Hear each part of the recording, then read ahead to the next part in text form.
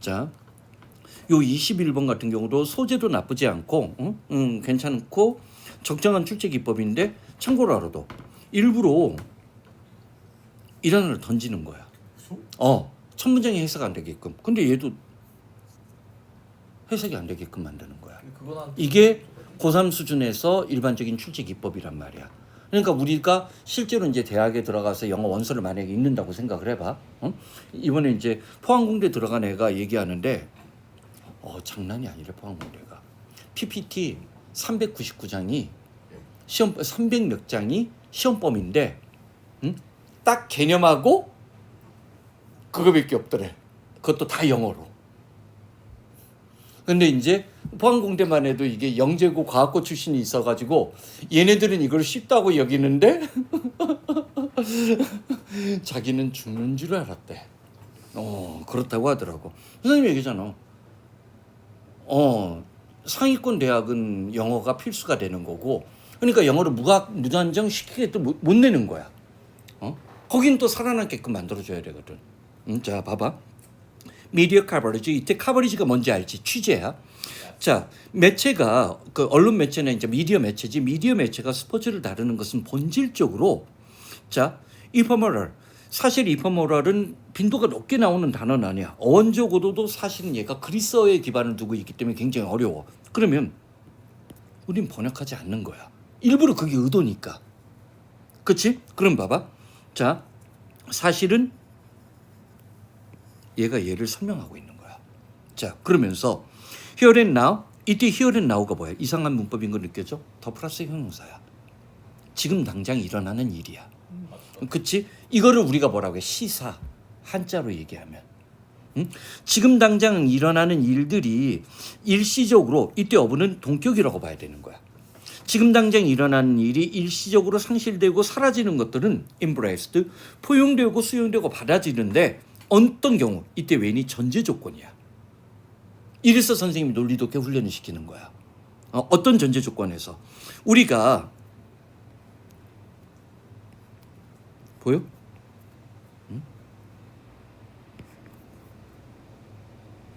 그럼 뭐야? 자, 중계되어지고 매개되어진 어떤 스포츠의 어떤 취재가 취재된 것들을 웰컴 브레이크. 이때 웰컴 브레이크가 뭐야? 브레이크 뉴스 같은 새로운 뉴스야. 새로운 뉴스처럼 소비해 버렸을 때 가능하다는 거야. 그러면서 뭐로부터? 자, 일상적인 언론의 계속적인 어떤 요구로부터 끊임없이 새로운 긴급 뉴스나 긴급 속보로 자, 중계되어지는 어떤 스포츠의 어떤 스포츠 취재된 것들을 소비해 버렸을 때 자, 지금 당장 일어나는 일이 일시적으로 상실되고 손실되고 사라져 버리는 것들을 우리는 수용하고 받아들일 수 있다라고 했어. 지금까지도 유퍼메리얼. 그러면 얘가 하루살이야. 하루밖에 살 수 없는 그런 뜻이라고. 자, 그러면 매체에서 어떤 스포츠를 다루는 것은 본질적으로 일회적이고 한 번 취급하고 사라지는 경우가 많다는 얘기를 한 거야. 요거를 부연 설명을 한 거야. 그치? 그러나 많은 스포츠 팬들은 뭐를 인정하고 있냐면 그 다음 구조, 이때 원수가 시간상의 대조 효과로 발휘하는 거지. 예전에는 동시에 굉장히 기급하고 굉장히 중요하고 여겼던 어떤 대회야. 대회가 종종 사라져 버리는 거야. 맥트윈트. 뭐로? 백그라운드. 그 주간 타임으로 보면, 그러니까 예를 들어서 우리가 한국과 중국의 어떤 축구 경기, 그러면 그게 굉장히 축구 경기 결과가 대해서 굉장히 관심 갖더라도 일주일 정도의 어떤 시간 타임만 주면 뭐야? 백그라운드로 뒤로 물러나는 거야. 뒤로 물러나 버려. 그러니까 뉴스가 일회적이고 소비적이라는 거지. 일회적이라는 거야. 그러면서 이때 썸머리를 뭐로 해야 돼? 그러니까 이게 좀 단편적으로 선생님은 완전하게라고 번역하는 게 낫다고 봐. 완전하게. 완전하게. 그리고 잊혀지는 거야. 썸이 무슨 말인지 알겠지? 아마 내가 이 부분도 지금 인천교육청의 번역에 대해서 마음에 안 들었을 거야. 배경으로 녹아들고 즉석에서 잊혀진다고 인정한다라고 하더라고. 근데 난 직석이라는 표현이 난 마음에 안 든다는 거야. 완전하게라고 맥락하는 게 낫다는 거야. 몰라. 선생님은 그게 더 낫다고 봐. 의미적으로. 응? 자, 그러면서 스포츠 대회 이때는 복수를 쓴 게 보이지. 이러저러한 그러면 이 선생님이 종종 이런 얘기 독해 구문 독해나 논리 독해에서 훈련시켰던 게 기억나지. 그럼 복수를 살려주라고. 여러 가지 어떤 스포츠 행사가 갖고 있는가 도처에 있어. 사실 우리가 만약에 축구 경기라고 보면 유럽의 빅리그들 경기들도 있고 뭐 도처에 있어. 그리고 또한 그것에 관한 토론들이 갖고 있는 어떤 애매모호함 점. 경계가 불분명하고 이 경계와 경계 속에서 끊임없이 사라지는 거야. 내가 이제 영국 축구 관심 갖다가 독일 축구 관심 갖다가 뭐 스페인 축구 뭐 어쩌고 뭐 그러다 보면 뭐 갑자기 내가 스포츠를 보고 있는 게 아니라 지금 미국의 프로야구를 또 봐. 무슨 말인지 알겠지?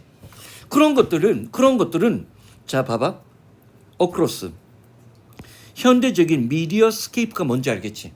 오늘날 존재하는 어떤 언론 매체의 전역에서 나타나는 그것에 대한 어떤 토론들의 어떤 애매모호함 또는 경계가 불분명한 거 그러면 그런 자 여러 가지 어떤 행사들이 도처에 있다는 사실은 뭐에 기여를 하냐면 이때 리퀴드한테는 유동성 정도는 우리가 번역할 수 있겠지. 리퀴드니까 이러한 유동성이 기여를 하고 도움을 줬다라고 했어.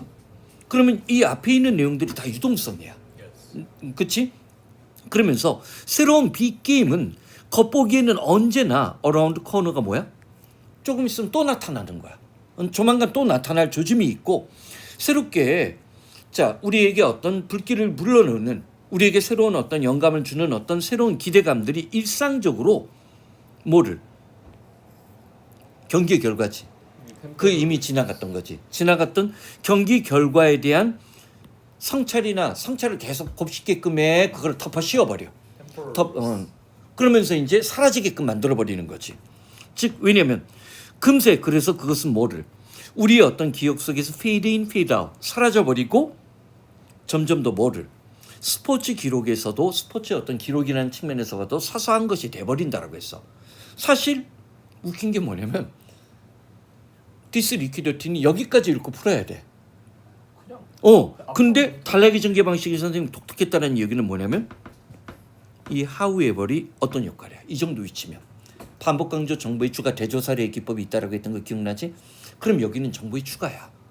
그러나 글의 논지가 이탈이 돼. 그러니까 이게 이제 일반적으로 함의춘조로는 여태까지 낼 때 글 후반부의 위치가 배치되면서 글의 요지나 주장을 파고 들어갔단 말이야. 근데 이게 글의 요지랑 주장이랑 아무 상관없어. 오히려 대조추론이 돼야 돼. 응? 그러나 자, 이 부분이 껄끄러워.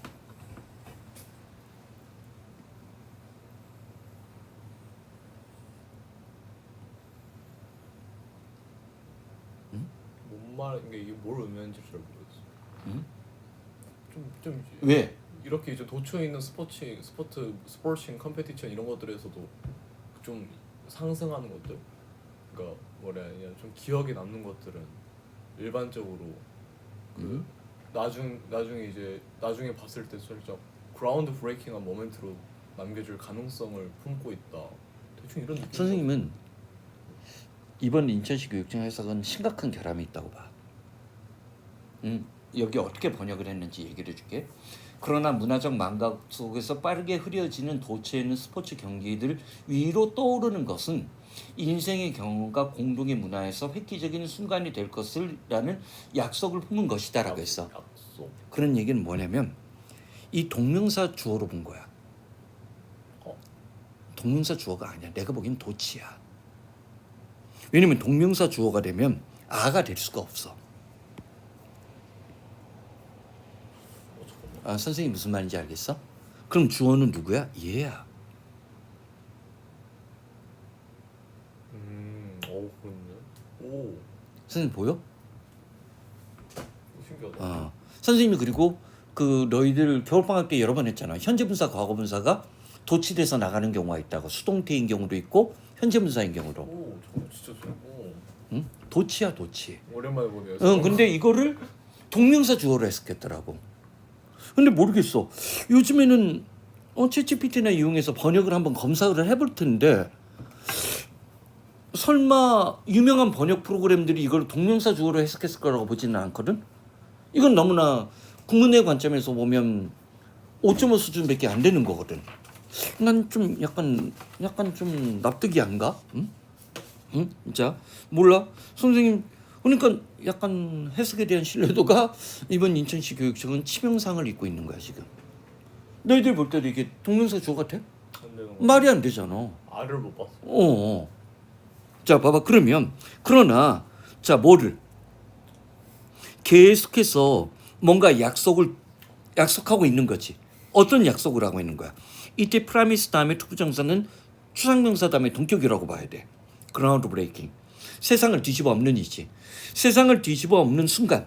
그러면서 그것은 그래서 우리의 살아있는 기억 속에 살아있는 어떤 경험과 공통의 어떤 문화 속에 레전드예요. 뭐 이런 사건.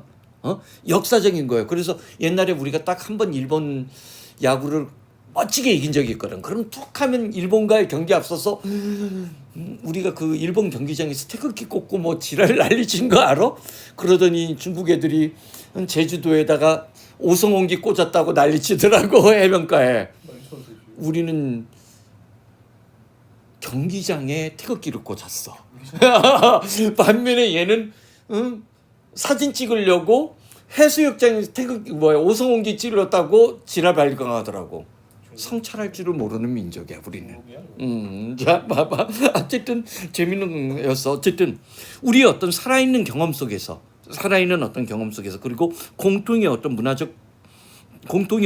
속에서 역사적인 어떤 순간이 돼버리는 것을 약속하는 그러한 사건들은 도처에 있는 스포츠 대회들을 뛰어넘는 수준의 것들이 존재한다는 거야. 뛰어넘으면서 존재한다는 거야. 압도하면서.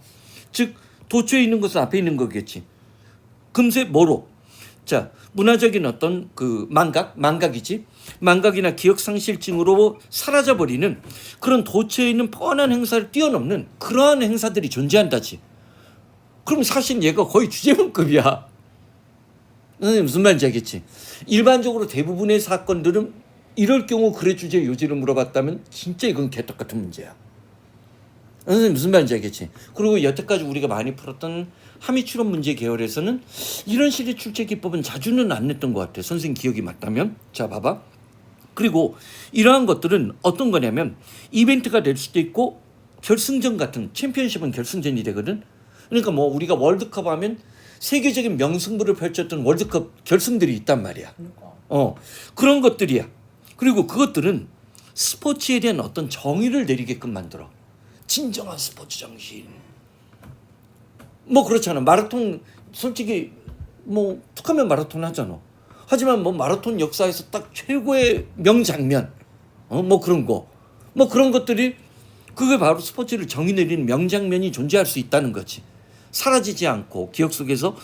그리고 그런 것들은 그 경기에 대한이라고 봐야 될 것 같아. 그 경기에 대한 이 원제가 약간 좀 애매하게 한데 팬십, 그 뭐라고 해야 돼? 열성 팬층. 우리 같으면 붉은 악마. 붉은 악마. 그런 팬층을 공고하게끔 만들고 또한 분사 구문이지. 그것은 뭐로서 역할을 담당하냐면 역사적인 어떤 상징적인 역사적인 어떤 시점을 만들어내는 좌표 같은 역할을 수행해서 그것은 나름의 어떤 질서라든지 의미라든지 의, 스포츠 어떤 분야에서 그것을 만들어주는 역할을 담당하는 사건들이 있다지. 그러니까 앞에 거를 완전히 뒤집어 버리는 거야. 자, 근데 문제는 이 문제를 풀 때는 이 뒤의 내용이 우리한테 필요하지 않아. 아무 도움이 안 된다는 거야. 그렇지? 그러면서 자, 봐봐. 인과관계야? 여기 X 쳐야지. 그렇지? 그 다음에 원인 분석. 안 되지. 이것도 안 되지. 그 다음에 자, 봐봐. 스포츠 행사에 대한 것들이 어떤 식으로 메커니즘에 대한 설명. 요거는 세모 정도는 표시할 수 있지. 그치? 소재적으로 일치하니까. Why? 스포츠 행사들이 미디어에서 도처에 있는 이유를 설명한 거야? 얘는 결과지 원인이 아니야. 선생님 무슨 말인지 알겠지? 잠깐만 아니지 원인이 될 수도 있겠구나. 너무나 도처에서 일상적으로 계속 어떤 스포츠에 관한 항목들이 나오기 때문에 사람을 망각을 하는데 이거는 아닌 것 같아. 봐봐 좀 더 예보라는 거리가 있지. 매력적인 오답의 기법을 썼네. 그치? 무엇이 스포츠 행사를 이건 후반부 내용이잖아. 그러니까 예비게 답이 안 되지. 선생님이 이 정도 레벨이 되면 어떻게 고르라고 해? 정답을 고르지 말고 오답을 견제하라고 하지 항상. 오케이? 그거에 적절한 사례 정도가 돼. 근데 난 괜찮았다고 봐. 이런 식의 기법들은 언제든지 올 수능에서 나올 수 있다는 거야. 왜냐면 이번에 1등급이 너무 많았거든.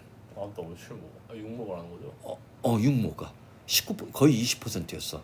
절대평가 이후 최고인데 재밌는 건 뭐냐면 2등급, 4등급은 안 늘었어. 선생님이 항상 얘기하잖아. 대한민국 고3 중에서 영어 공부하는 애들은 10에서 20%밖에 없거든. 선생님조차도 고3한테 영어를 강하게 추천 못한단 말이야. 그렇죠. 문과 탐구 같은 경우 생윤 같은 거 한 달이면 1등급 따는데 영어를 한 달 만에 어떻게 1등급을 딸 수 있어? 그게 어떻게 가능해? 차라리 그러면 생윤 절대평가가 더 나은 거지. 응? 그러니까 영어를 절대평가로 돌린 게 잘한 거는 아니라는 거야. 필요한 대학들이 있는데, 오케이? 응?